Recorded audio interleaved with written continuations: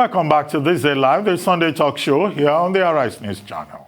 Still with me in the studio, I have Professor Bola Akintenwa, Director General, Bulitag Center for International Diplomacy and Strategic Studies. Yemi Damolekun, Executive Director, Enough is Enough. And Modele Sharafa Yusuf, Arise News Analyst and a veteran broadcast journalist. Well, Modele, let me start with you. Two issues.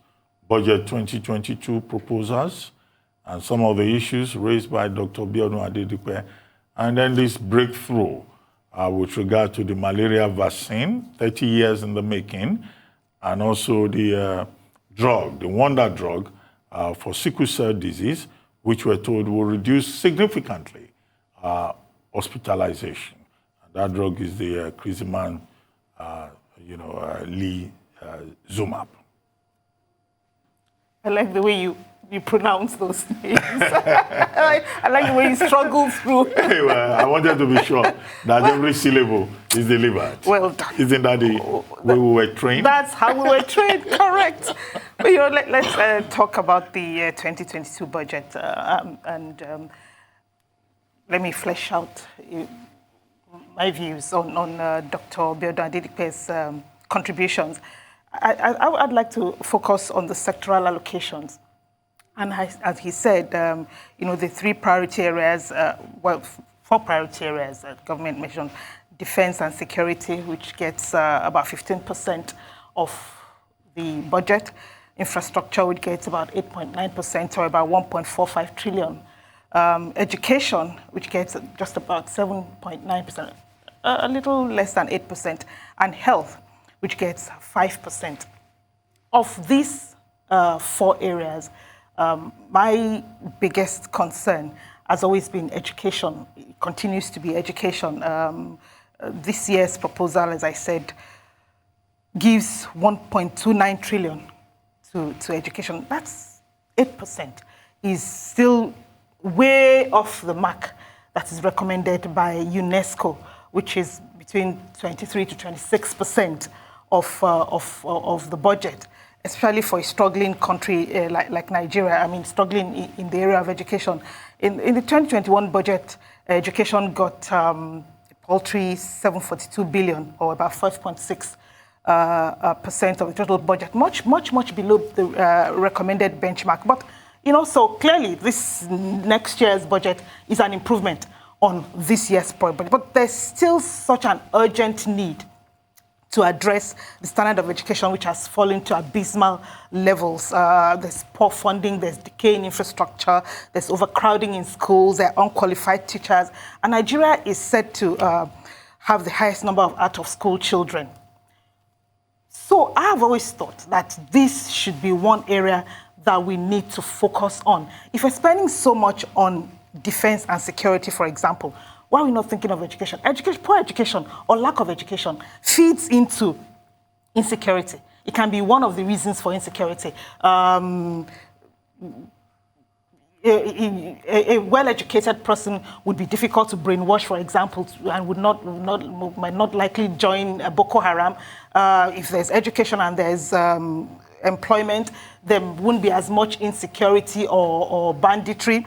So I've always, and the fact that this also stunts economic growth is not lost on us. So I really don't understand why we're not focusing so much on education. It also feeds into a foreign exchange palaver, if you know what I mean, as it's a major drain on our foreign reserves. Many parents would beg, borrow, or steal to send their children abroad. And at the last count, we're told that about 100,000 students are studying abroad. And that there's one study that one CBN reports that I read that says about $28 billion has been spent on foreign education in the last 10 years. $28 billion on foreign education. If you can imagine if this was being plowed into education here, it's not only piling pressure. Some of the guilty people are the ones who complain most about this. Oh, how do you mean?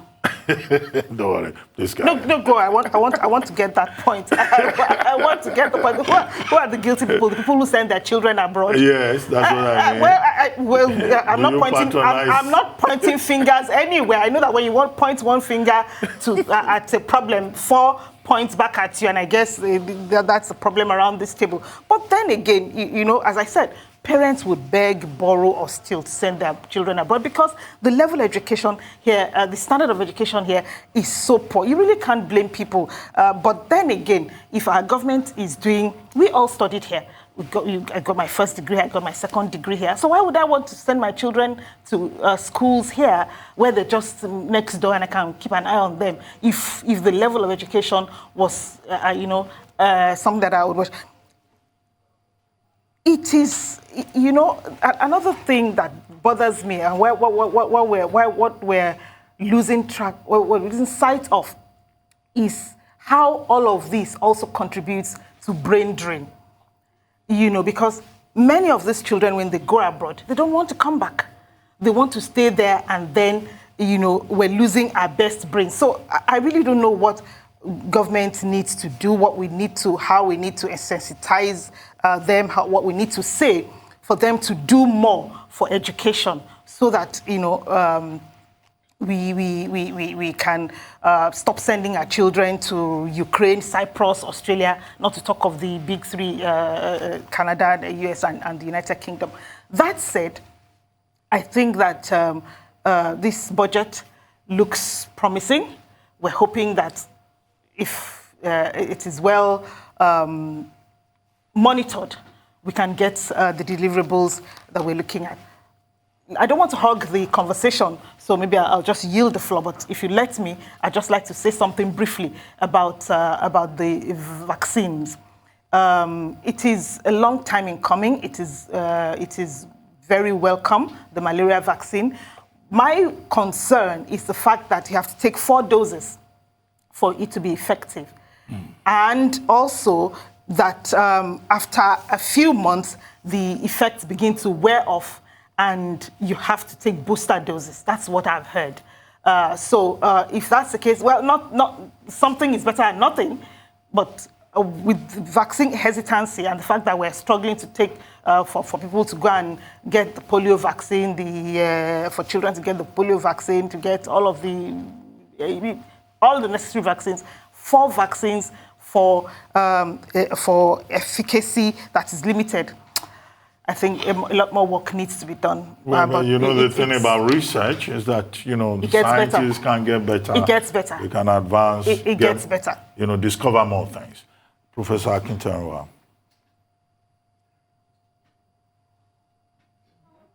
Budget 2022 perceived as a promising one. I don't see any big deal.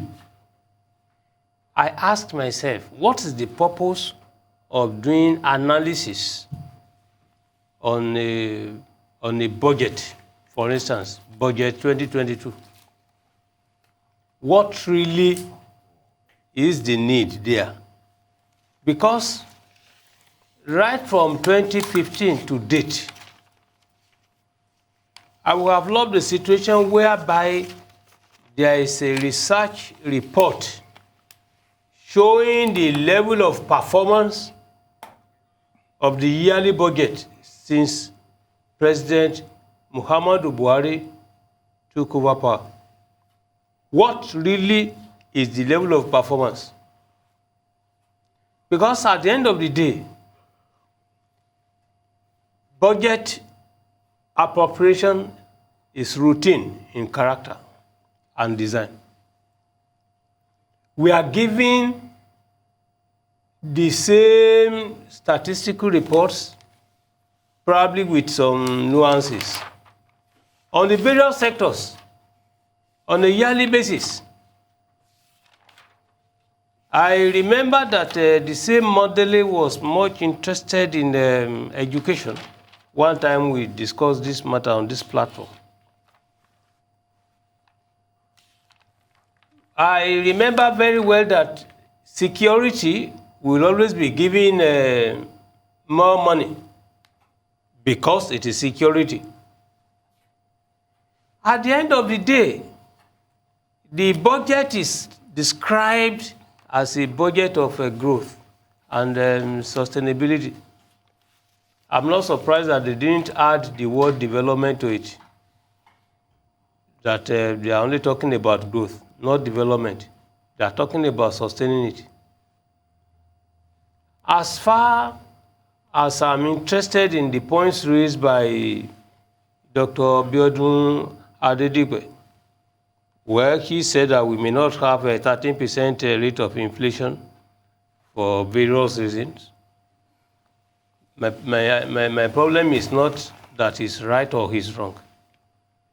We talked about deliverables, for instance, to say, look, if, for instance, you allocate a certain amount of money for bridges, he did tell us that we should be interested in the number of bridges and not how much they do cost, that we should not be more interested in asking questions. I disagree with him. Because you want to have 10 bridges and then you do not want to know how much it costs, you give room for corruption. There's absolutely nothing there. Look, this issue of a budget and budget performance, we know what people do, MDAs, in order to get their money. It's a corrupt system itself. The budget is necessarily corrupt by design. Because you are going to have a budget that will require people lobbying to get funding. It's a problem. Now, if, for instance, I think it was Struben who raised the issue that, look, we need a robust debate on things like this in the National Assembly. And he was asking Adedipe to also explain all that. How will you, for God's sake, expect any robust debate on things like this when you know what the system is all about? On vaccine, look, the truth is that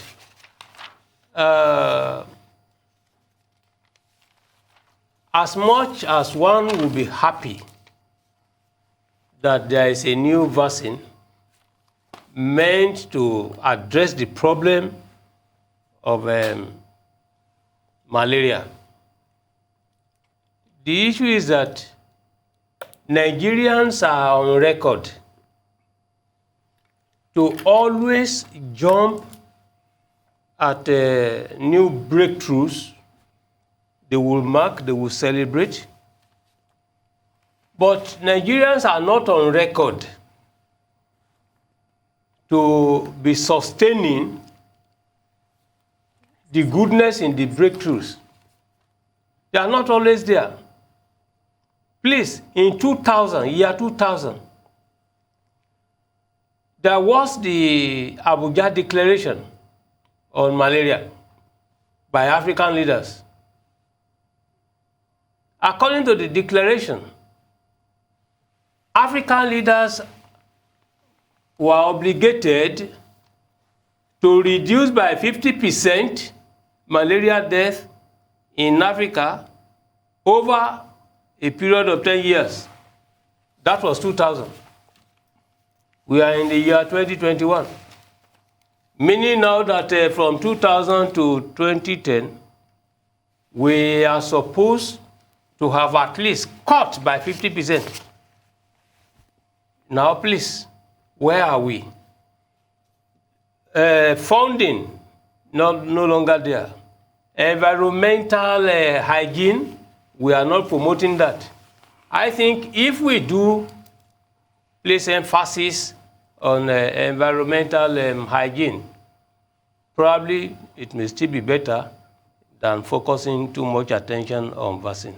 Okay, Modelo, you were going to say something briefly before we join. Thank you for the opportunity, Ruben. I was going to mention before Prof came in that this vaccine was developed by GSK, supported by the Bill and Melinda Gates Foundation. And I'm wondering what our rich people are doing with their money. Wealth should have a purpose other than paying for the rich people's lifestyle. And if our researchers are struggling with research, shouldn't our people be the ones? And malaria is an African problem. It's a Nigerian problem. I think rich people should do more in supporting research in areas such as this. That's the point I was going to quickly make. Thank you. I guess your point, private capital and public good. But Yemi Adamolekun, the issues on the table, budget 2022, the budgeting process, and then the vaccine with malaria, with regard to malaria, and the breakthrough with regard to sickle cell anemia. Two issues that our guests have discussed on the program today. Thank you very much. So on the budget, I'll start with the section that talked about fiscal balance. There'd been a lot of talk that we're not, per the Fiscal Responsibility Act, that we're not supposed to borrow more than 3% of our GDP. And I actually like the fact that the president addressed it head on in as part of the speech, because there is a section of the Fiscal Responsibility Act that said, if in the opinion of the president, it affects our national security or our sovereignty, that we can't borrow more than 3%. Even though it wasn't addressed within the provisions of the act, the fact that we're doing it and the fact that he recognized that as part of his presentation, for me, would imply that at least whoever wrote the speech understood that there was a concern. So I was actually, it's good that it was noted, albeit not fully, but it's good that it was noted. I think one thing that I didn't see in there, he alluded to it in terms of oil pricing versus the fact that oil pricing was meant to, pump price was meant to go according to market forces. But they couldn't do that because exchange rate issues and there was another reason he gave. Maybe we didn't produce as many barrels of oil as we had planned to. But I think it's something that we're not being honest about. And again, the speech reflected that. We're spending about 100 billion naira a month. That's $200 million a month on fuel subsidy. $200 million on fuel subsidy. The Occupy Nigeria protest in 2012 was very clear, because the reason then that the federal government gave was that the process was opaque, that it was corrupt, that people were taking advantage of the government, so we're going to remove it. And the response from citizens, which I was one of those citizens, was like, no, you can't penalize citizens for your incompetence. You can't penalize citizens for the inability of the federal government to create a mechanism that was corruption-proof. As far as I know, since 2012 till now, I'm not sure one person has spent a night in jail based on the findings of the several reports that were done since then. But the unfortunate part of it is that we haven't had a national conversation about it.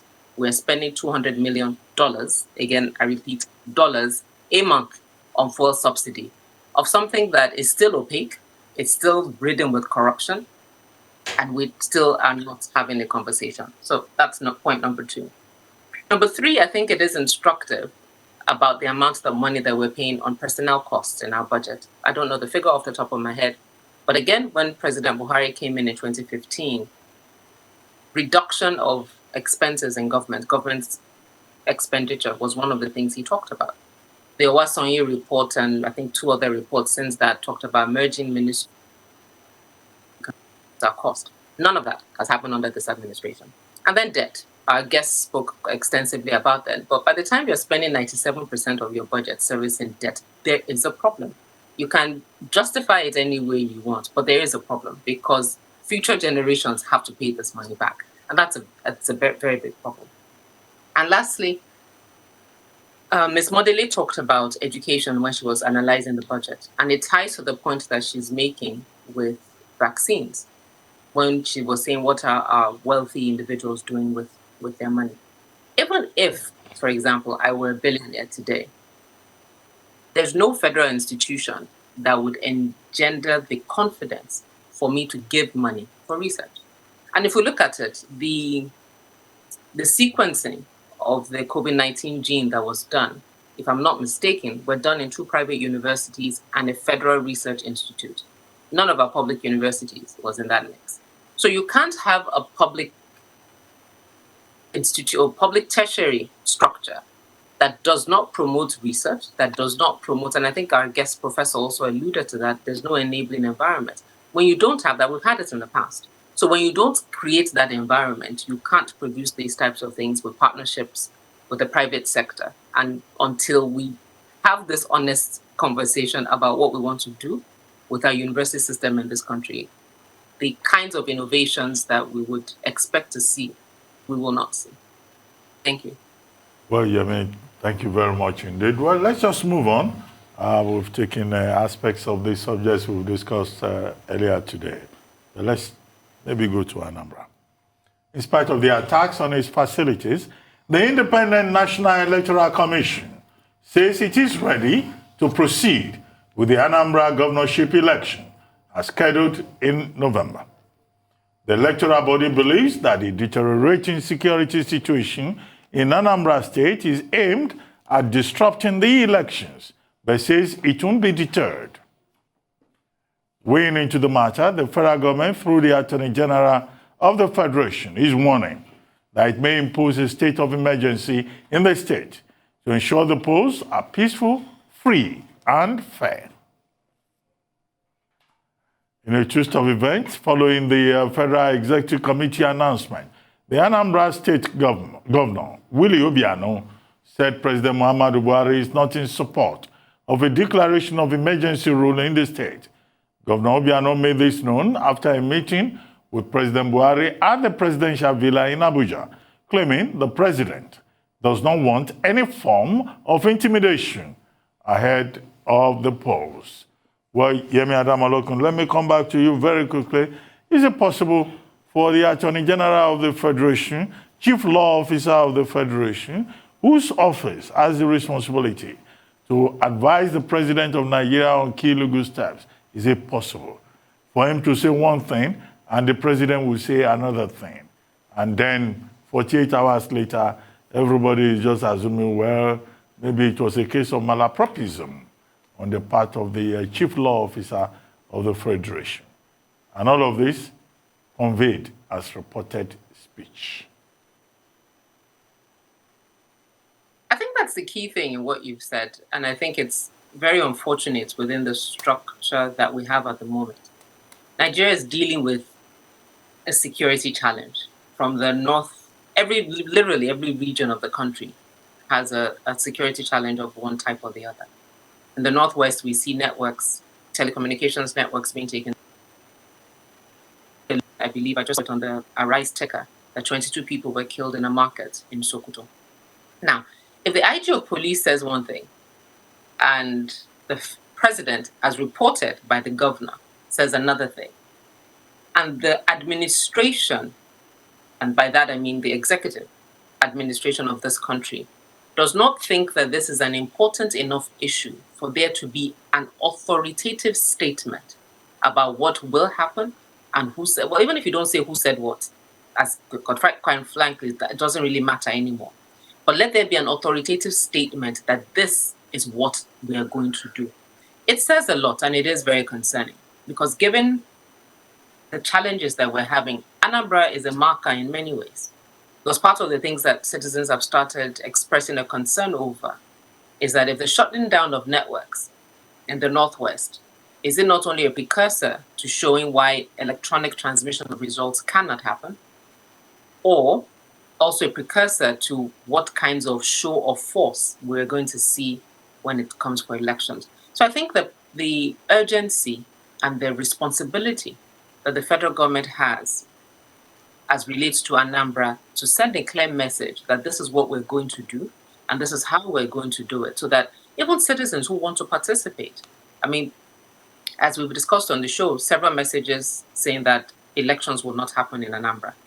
So in a response to that as well, it is imperative that the federal government is extremely clear that this is what we're going to put in place to ensure that we have elections. So I think it's really very unfortunate that they don't see it as that important to respond to it with the level of clarity that is required.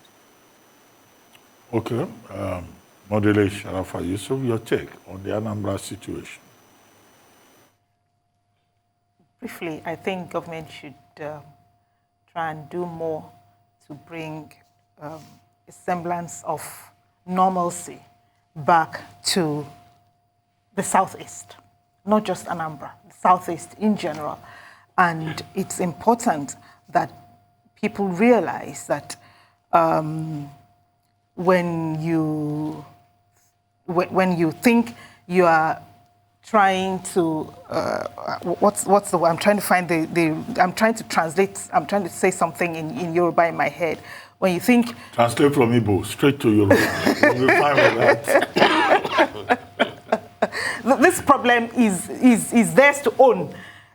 Is for the people in the Southeast to own, because if there's no election in Anambra and things continue to spiral out of control as they clearly are, then they bear the brunt of all the problems. Well, INEC is saying that the federal government should provide security so that the elections can hold. And INEC says it is ready. It has already announced a final list of 18 gubernatorial candidates, and it says it is indeed ready. Well, would that happen? Would all the various stakeholders allow the elections to take place? And beyond state of emergency, should anything go wrong, what other options are available to both the federal government and the state government in Anambra? Professor Akintenwa. I want to believe that any government worth its name should always show preparedness to have listening ears. A government must not give the impression that it does not care when people lodge complaints. The problem in Anambra is not simply about gubernatorial elections. It has a deep-seated dimension, which is insecurity. And the government knows that. Government knows that. The IPOB are threatened the people in Anambra that, look, people should sit at home. Now, whether the Anambrarians will listen to the IPOB or not is a different kettle of fish entirely. But the threat is there. And it is on record that on many occasions, IPOB had given this type of directive, and the people have complied. Now, meaning that come November 6th, for instance, if there is a threat, if there is an instruction, a directive to the voters to sit at home, now, scenario one, people comply with IPOB. Though they sit at home, then what happens outside? Few people, few voters can risk and still go out. But what happens in terms of legitimacy, validity of votes? Scenario two, now some people will defy the instruction and they will want to go out. And then you are faced with a situation whereby people will begin to attack all those who want to go out freely to vote, to exercise their franchise. Now, it is the usual French saying, order and counter-order amounting to order, to disorder. When you have an INEC saying it is ready to organize a free, peaceful, fair election, but the environment is not conducive for that particular objective, so what do you do? So I think that the alternative, the policy option for every government is to quickly, between now and that time, find a way of, they call it detente. Now, lessening of tension. A situation whereby you can be very powerful. You can be the federal government, You can have all the armed forces on your side. But I've always told people to say, imagine how powerful an elephant is, how powerful a lion is, a big animal. If, for instance, ordinary mosquito flies into the nostril of any one of them, they will know what it means that, yes, they will never feel comfortable. All these IPOP of complainants, people asking, agitating for secession, they can create monumental headache for the federal government for things like this. The aim is just to destroy that particular time and then the reverse. No. You see, a government that does not want to negotiate, giving the impression, the government that will come every time to say, oh, national unity is not negotiable, and then you now want to organize an election in an environment that requires a negotiation. No, please. We can't make it the way we are going about things in this country. We need to face reality. It's not known in history whereby you say unity or even disunity, it cannot be negotiated. When you say indissolubility of Nigeria, when you refer to constitution, for instance, the constitution is written by some people. It became law. All right? But it doesn't mean that the law that you have put in place cannot be renegotiated, cannot be rewritten. Everything is a resultant from your mind, from free will.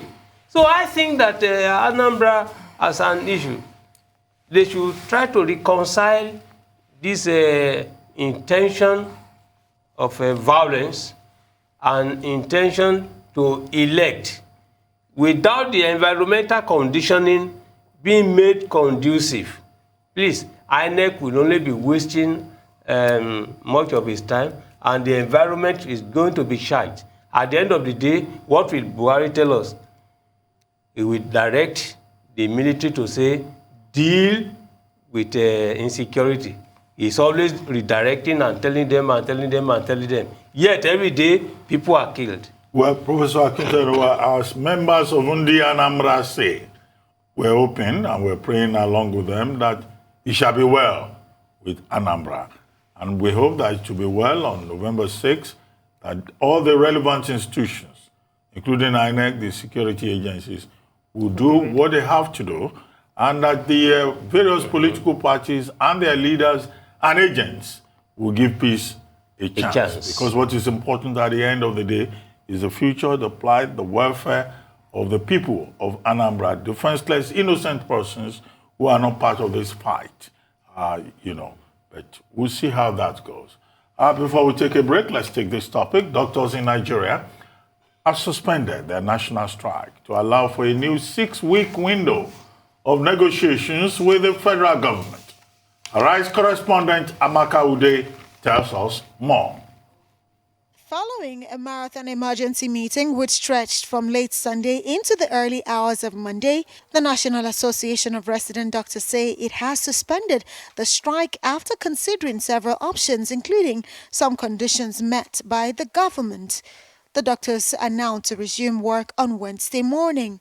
After critical appraisal of the performance of both federal and state government on all the issues that led to the ongoing strike as stated above, progress made in implementing previous agreement reached with the federal government, the intervention of His Excellency, the President of the Federal Republic of Nigeria, the Vice President, the Honorable Minister for Labor and Employment, Honorable Minister for Health and Honorable Minister for State Health, Director of Hospital Services, Registrar, Medical and Dental Council of Nigeria, Chairman, House Committee on Healthcare Services and his deputy, the Nigerian Medical Association President, well-meaning Nigerians and other government officials show of goodwill to return to negotiating table.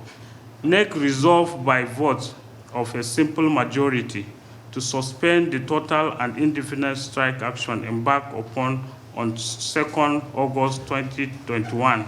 Therefore, our members will resume full work on Wednesday, 6 October 2021 by 8 a.m. Just as the nation entered the third wave of the COVID-19 pandemic, the Doctors' Union commenced the industrial action on the 2nd of August, following what they described as poor treatment of its members by both the federal and the state governments.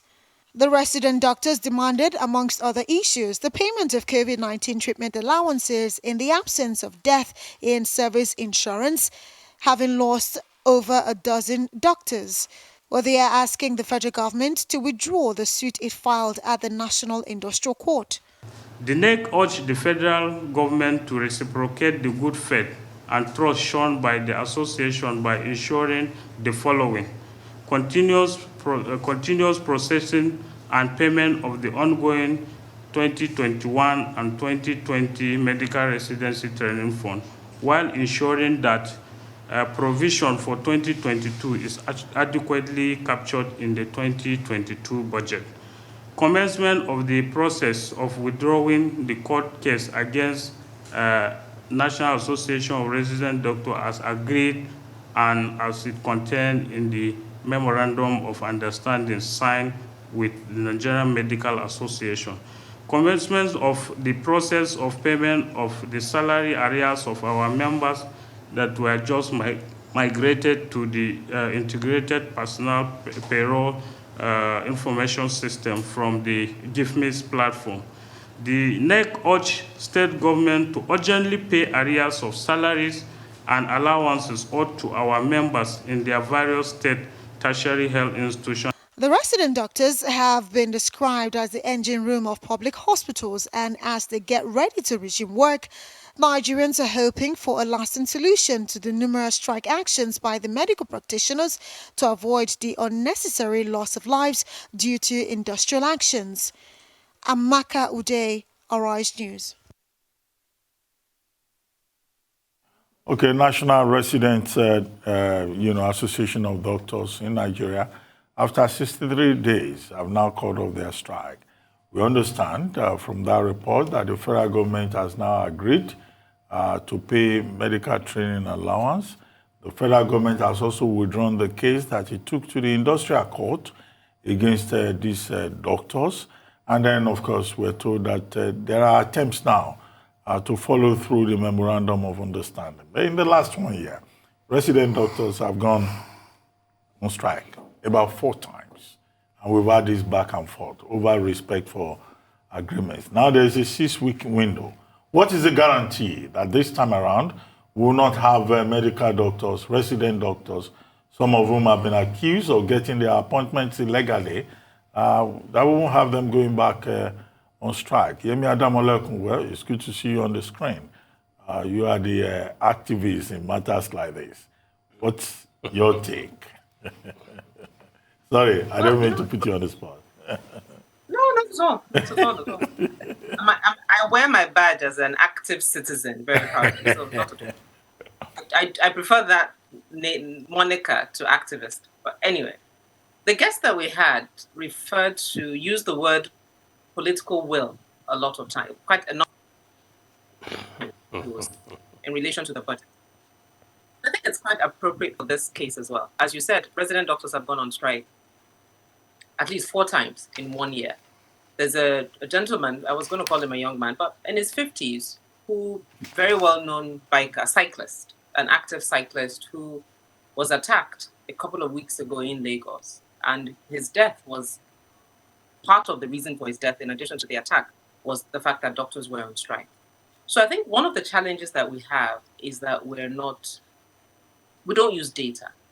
We can't really quantify the number of lives that we lose when doctors go on strike and what that means in sort of ripple effect. The number of businesses that shut down, the number of people that become unemployed, where a primary CEO of a business, a small business, employ 10 people, who dies in a hospital because doctors are on strike, and then the business then has challenges. we don't do the mapping of this thing, so we don't see the effect and the cost of the actions that we take. I've been on this show where we've had someone representing resident doctors speak not very nicely about the Minister of Labour and Productivity. I was also on this show when the Minister of Labour and Productivity was interviewed, and he also didn't speak very nicely of the resident doctors. But now at a press conference, we're being told that the doctors are going back due to intervention from Mr. President, Mr. Vice President, the Honorable Minister of Labour and Productivity. We're jokers. And that's really the truth. We're really jokers. We're playing with people's health, not only in the health sector, we're playing with people's health in the way we're dealing with our education. We're playing with people's lives, not health, sorry. We're playing people's lives, the way we're dealing with our health sector, the way we're dealing with our education sector, and just insecurity in general. So again, going back to our guest's use of the word political will, we're not taking this thing as seriously as we should. And as you said, they're back from their strike now. We'll see how long this lasts. Well, Modele. But clearly, doctors are not only protesting the non-payment of their allowances. There are also some of the issues that they talk about is shortage of manpower in the health sector, lack of infrastructure in health, and government needs to do more about all of this. What's our priority? What are we spending? We're spending more money on defense and security, for example, 3 times the amount that we're going to spend on health for next year, for example. We're spending 2.41 trillion on defense and security, while we're spending only a paltry 820 billion on health. 5% of the budget estimate is allocated to health. We need to get our priority right. Defense and security, well, it's important. Without security, we can't do much. But these are really opaque areas that you can't question anything, any amount that's spent on security, for example. Well, the National Assembly tries, but it's really, really opaque. And that's not to say that I'm not insinuating anything, but if we're spending 3 times the amount we're spending on health, on defense and security, something seems to be wrong in my view. Okay, Professor Akintenewa, as we try to draw the curtain on the program today. If the government can recognize that a body of professionals is critical to the maintenance of public peace, safety, security, etc., then the logical policy cannot be the introduction of a carrot and stick solution. You don't deal with medical professionals with an attitudinal disposition of carrot and stick. It doesn't work that way. If you are dealing with drivers, etc., all along, I can understand. But for you to wake up from your slumber and think that on a piecemeal you can deal with people who are well trained, people who are meant to maintain the security, the medical health of a nation, please, that one should stop. So when you ask the question, they have been going on strike on and off. What is the big deal now? What is the proof that the government at least will also comply? We don't need to wait for government to comply. The issue now is that, look, when the government refuses to do what it's supposed to do on the basis of sanctity of agreement, the doctors will go back. It's as simple as that. That's the language the government of Buhari understands in this country. I have not seen whereby it's very difficult for a government to listen. You listen. It's very easy. Even if you don't have the means, you can convince them. Convince people to say, look, my people, you elected me. and you do not want me to fail. But Prof, doctors have always gone on strike. It's not just in Buhari, during Buhari's presidency that that doctors go on strike. Buhari, please. They always go on strike. Please. This is why research is always good. That's why I was talking about the performance level, budget performance level, for you to see what is happening on a yearly basis. What I'm simply saying is that, look, Buhari can solve many of these problems if he wants to listen. Not that he will just go on the unidirectional level of policies. Who are those people advising him? Prof, Modele is also right that this is not new, that we've been having, strike actions by medical doctors in Nigeria from... you are the one who raised the issue that we can 4 remember. times this year. 4 times this year. Yes, but it's not as if it's a new thing. It's not a new The bigger question is that why is it that one government after the other has not been able to address the problem? And the problem seems to be worse. Correct. When you even have persons from the same constituency as the same medical doctors. The problem is you sign an agreement. And that's why some of them have been saying, look, these medical doctors who become ministers who are in charge of labor should be sacked by President Buhari, because they say directly to President Buhari that these are the ones who are the real problems. But we've run out of time, Prof, just putting things in historical context. Thank you very much, Yemi. Thank you, Prof. Thank you, Modele Sharafa Yusuf. You've been watching Thisdaylive, the Sunday talk show here on Arise News. I'm Ruben Abati. From my entire team here in Lagos, it's bye for now, and thank you very much for watching. We'll see you again next time.